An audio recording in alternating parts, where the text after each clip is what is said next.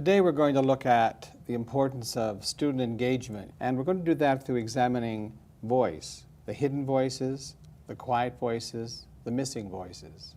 And in doing that, we hope that the children will find their own voices and the strength of what they have to say will be evident. We're going to look at several kinds of text forms and how they're used as stimuli for having young people think deeply and talk widely.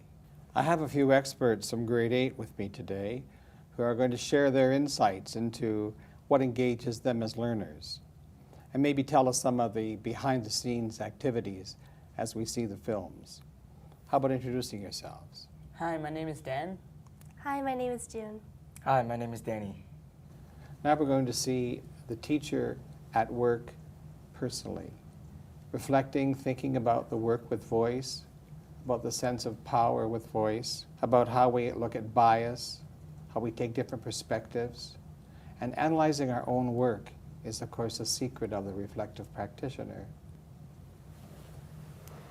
The students began the unit by exploring missing voices in their history textbooks. We would look at a piece of writing and other recount writing from books like Chicken Soup for the Soul, and we would identify whose story was being told and from whose point of view.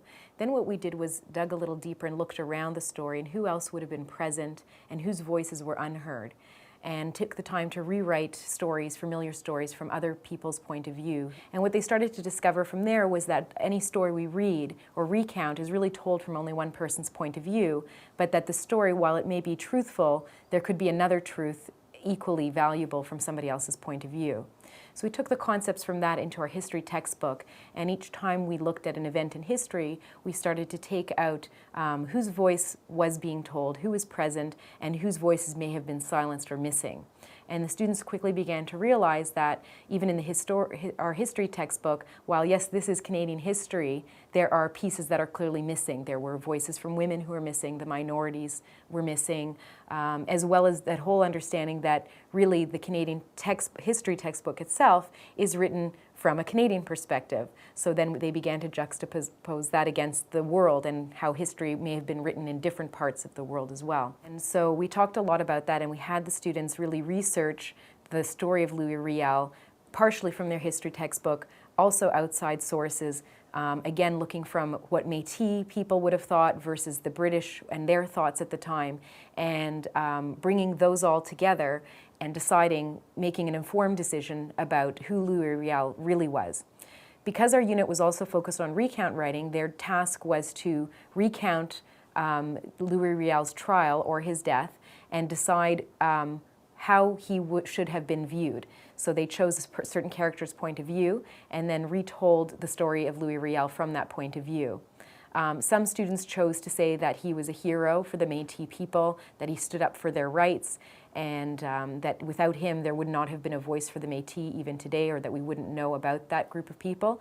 Some felt that his actions went too far and in fact made a mess of things for the Métis people and actually ended up silencing them and causing them to lose more rights in Canada, which have lasted until today.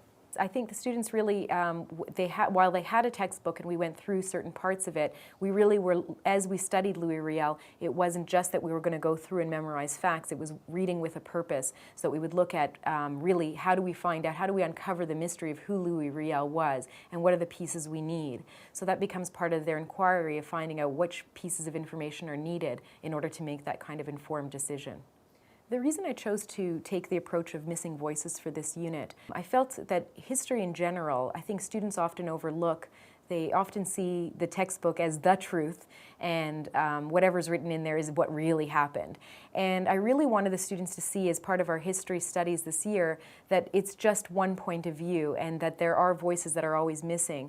And I felt that was particularly important not only in history, but if they could recognize that it was in history that we have missing voices, then they should be able to recognize that there are missing voices today, and then be able to apply that in their lives and look around at how we record at the events of our own lives, or how we record history now, and are we being fair and true to everybody who's there. And that was really one of the main purposes behind it, so that it could become authentic in their own lives. And of course, at the same time, that's a global perspective, but at the same time, I wanted them to recognize that even in their daily lives, there are times that their voices are silenced, or they choose to silence their voices, or they're also not really seeking out the opinions of everyone in their class. The way that this relates to the curriculum, we're really big on integrating the cross-curricular areas. And in the language arts curriculum, it specifically points to one of the expectations is that students need to identify points of view in writing and be able to identify bias.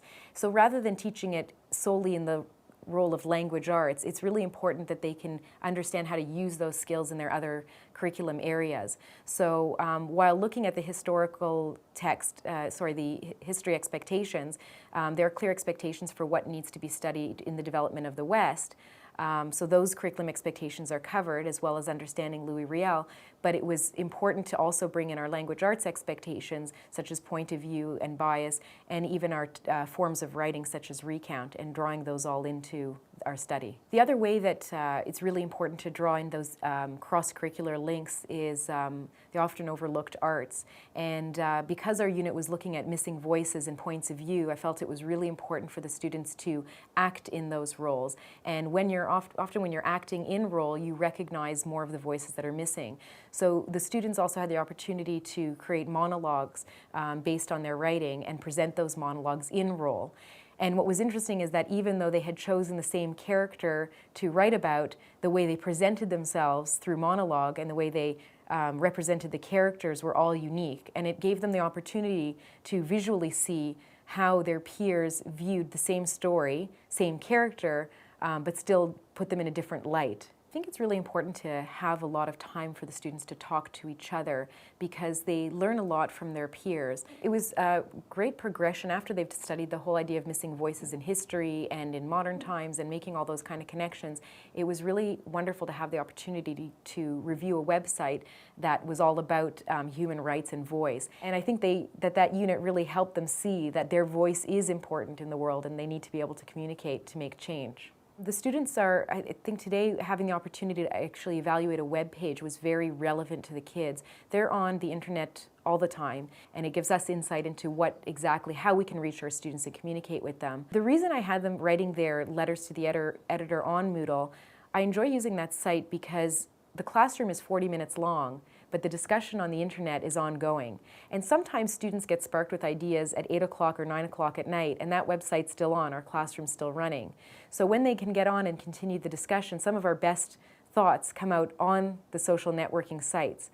I remember last year when the disaster in Haiti hit, we all wanted to do something. We're stuck with a 40-minute class, and everybody decided to get on Moodle and discuss ways of making a difference. So the discussion's really ongoing. So, utilizing social media and networking is really a plus in the classroom. In terms of the tasks that I try and pose to the students, I really try and think of things that are open-ended and don't have a right or wrong answer, that students can just participate in discussions, and I don't have a right answer in my own mind when I pose the question. I'm just curious to hear what they're thinking. When I found out that there was an opportunity, there was a news website that was still under construction about human rights and human responsibility, I thought it would be a great opportunity for my students to have use their voice authentically by responding to this webpage. Is it surprising once again to see your own teacher, Mrs. Hascal, doing that? I think so because the funny thing was that before she even taught the lesson, that she has her teaching in mind and what she wants us to get out of her lesson. And reflecting at that and looking at the clip now, I just realized that actually did happen. And Dan, are you surprised at how much we as teachers think about our teaching and our students and our work? Yeah, I was really surprised because something that happened was there was a big idea of student-driven education and how we made the difference and it was our decision to whether we wanted to learn or not. It didn't become something where it's take notes from the textbook. I don't want to criticize the textbook.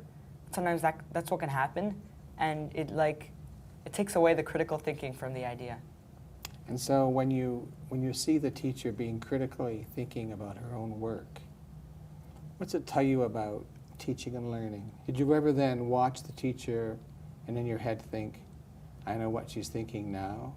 There are a couple moments like that when you listen to the teacher and you're like, oh, I understand what she's going at. So then you can build on with the teacher, and then you can even have like a discussion with the teacher and kind of do a back and forth as if what we're doing right now. No secrets is what I call that. That our teaching's out front so children understand why and what we're doing. No secrets.